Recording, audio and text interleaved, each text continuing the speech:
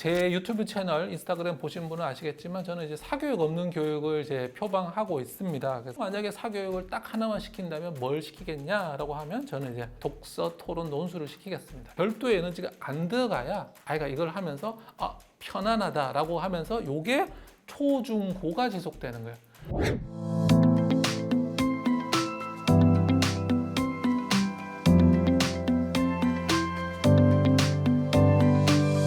독서를 우선 하는 방법. 우선은 문학을 많이 읽히셔야 됩니다.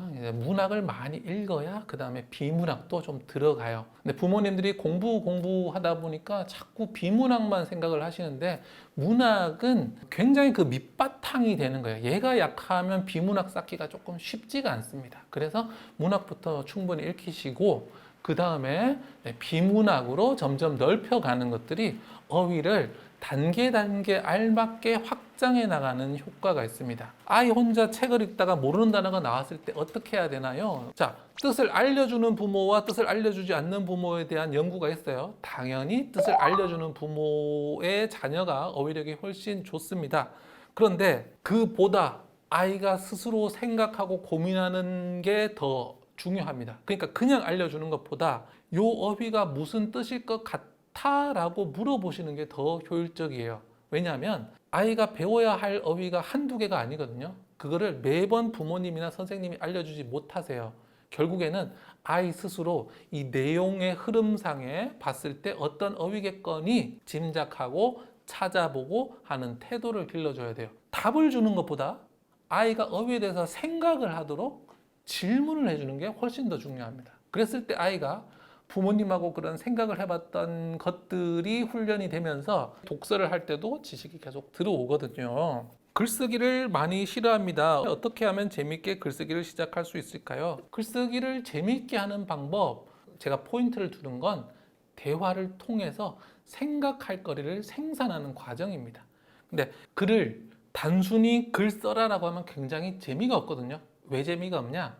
생각이 없어서 그래요. 뭘 쓸지에 대한 생각이 아이디어가 무궁무진하지 않기 때문에 그냥 뭘 쓸지 모르니까 답답한 거예요. 근데 쓸 내용에 대해서 부모님과 함께 대화를 하고, 저는 학교에서는 학생들끼리 대화를 시켜보는 거죠. 나는 이런 이야기를 해보고 싶어, 이런 주장을 해보고 싶어, 막 이야기를 해요. 그러면 이야기가 막 뿜어져 나오거든요. 생산되어 나와요. 그럼 그거를 이제 글로 옮기는 거는 그렇게 어렵지가 않습니다. 그래서 부모님이 대화 파트너가 되어주시는 것이 굉장히 좋아요. 부모님이 관심 가져주다 보면 아이가 장난 섞인 말들도 하고 그 과정에서 농담도 하고 하면서 굉장히 재밌어지는 것을 볼 수가 있습니다. 학습 만화에 빠져 있습니다. 학습 만화를 봐도 어휘력이 늘까요? 학습 만화 요즘에 굉장히 잘 나오죠. 학습 만화 걱정하시는 분들 많으신데요.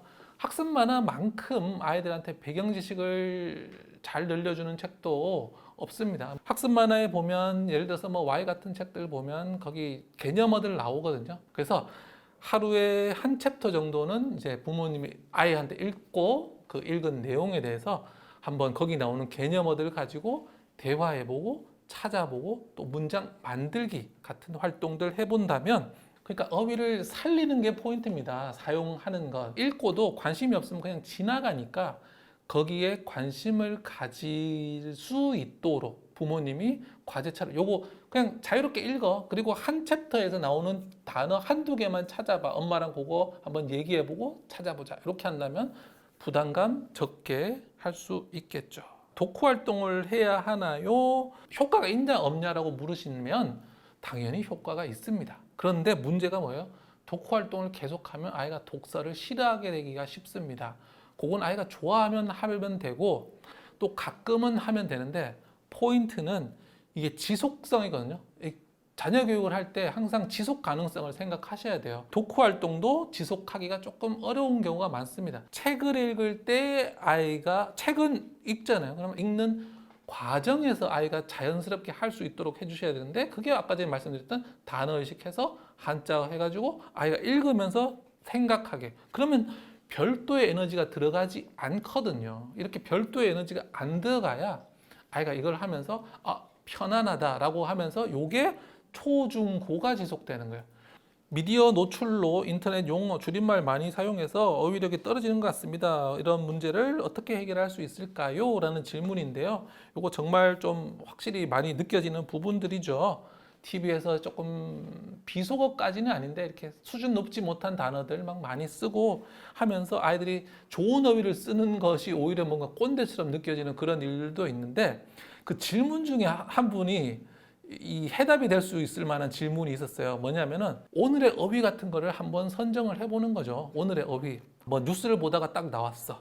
아니면 아예 책 보는데 아이한테 오늘의 어휘를 하나만 골라놔. 오늘 아침에 낮에 책 보면서 하나 골라보고 집에 뭐 화이트보드라든지 있으면 한번 써보고 제 유튜브 채널 인스타그램 보신 분은 아시겠지만 저는 이제 사교육 없는 교육을 이제 표방하고 있습니다. 그래서 사교육 없는 시 스스로 하는 공부가 가장 중요하다라고 말씀을 드리는데 그래도 만약에 사교육을 딱 하나만 시킨다면 뭘 시키겠냐라고 하면 저는 이제 독서, 토론, 논술을 시키겠습니다. 결국에는 말을 가지고 읽고 대화하고 쓰고 이걸 계속 반복하는 것 자체가 문해력, 어휘력, 지능에 굉장히 많은 도움이 되거든요.